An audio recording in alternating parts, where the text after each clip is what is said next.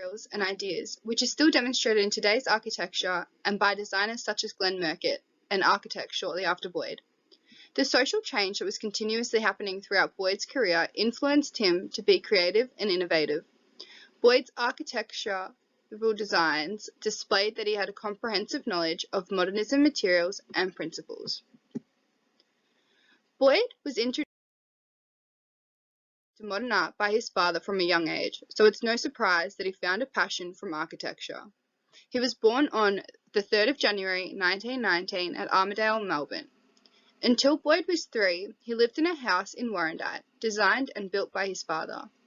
In 1992, he accompanied his family on a journey to Europe.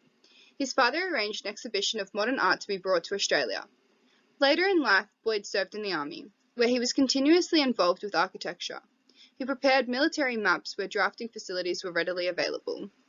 After leaving the army, Boyd and his family moved into a house that they built in Camberwell.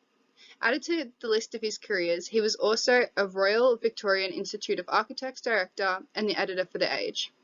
Every week he would write articles primarily dedicated to modern architecture aesthetics. Materials such as glass and wood, specifically timber, were the primary materials used throughout Robin Boyd's architectural designs. In 1957, the Walsh Street House was built. This is to be said Boyd's most well-known work. Architects are still incorporating glass and wood as a large part of their designs to this current period, and his designs also featured large windows and open floor plans, which today is characterized as modernism. His modern use of glass to create the window wall creates a retreat that protects from the harsh winds without stopping the flow of the light that comes in the room. Boyd once described timber as the most marvelously sympathetic and amendable material in the architectural ladder.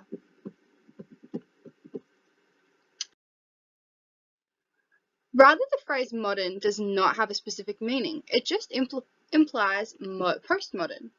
When a building is referred to as modern, it suggests it was designed to be timeless or on trend. A material Boyd utilized was visible concrete, which can offer an attractive appearance, but it also serves as a purpose as it is used throughout the house and a permanent fixture for stability. Still being used in this period, steel offers an ageless element throughout the house. Boyd incorporated steel cables to give the impression that the Walsh Street house had a floating roof. As mentioned previously, large windows are still considered a modern feature within houses, and the Walsh Street house consists of glass walls covering the whole wall overlooking into the courtyard. In addition to this, Boyd's work had a motif of modern design principles and elements, which was expressed by the way that he used space, line, pattern, and colour. He included ample open spaces with high ceilings, giving it the impression that the room may be larger than it appears. Continuously using straight lines and angles, such as a straight line column and a diagonally inclined roof, is an example of a modern principle that designers still feature. A common timber theme, including timber floors, timber walls, and a roof also consisting of timber, shows a repetitive pattern and careful consideration. The Walsh Street house includes a big open courtyard connected to the house. An ample open space such as this suggests luxury that a homeowner would not be exclusively confined to the inside of their home.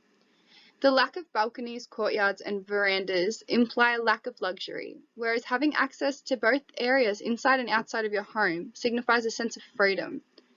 The floor plan Robin Boyd described, designed for his second family home, shows careful consideration for sunlight, innovative space, which can be utilized for different purposes.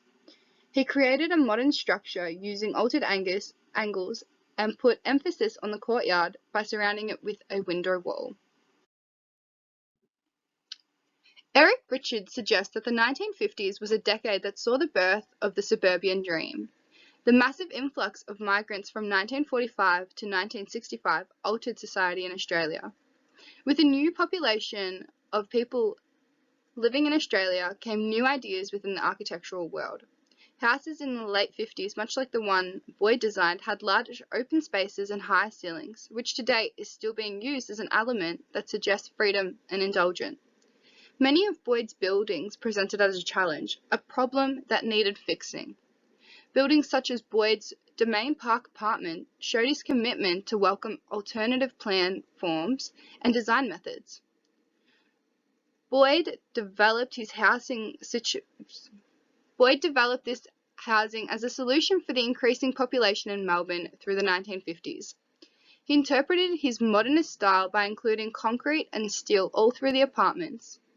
The Domain Park apartments were the first high-rise housing that featured air conditioning.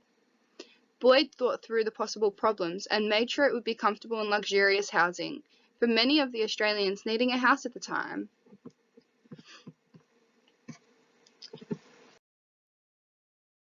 Glenn Murcutt was born in 1936 and immigrated to Australia in 1941 with his family. He won several medals concerning architecture, including the 1992 Alvar Aalto Medal, the 2002 Pritzker Architecture Prize, and the 2009 American Institute of Architects Gold Medal.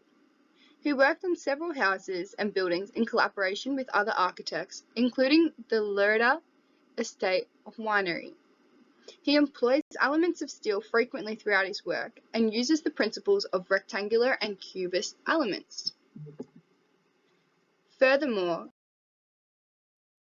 Murcutt and Boyd both displayed their love for timber by integrating plenty of it through their creations. Murcutt used wood as his primary material for his building. Boyd may have influenced Murcutt to incorporate high ceilings and diagonal features in the roofs of his houses. Both designers have ample space in their living areas to create a sense of comfortability. Boyd consistently wanted to make buildings in Australia better, and it's believed that Murcutt wanted the same outcome.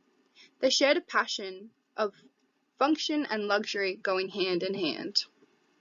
In conclusion, Robin Boyd continuously incorporated modernism materials, elements, and principles throughout his work. Murcutt used similar materials, elements, and principles throughout his career. In 1950, it was pushed the architects to be creative with their work, which transformed living situations in Australia.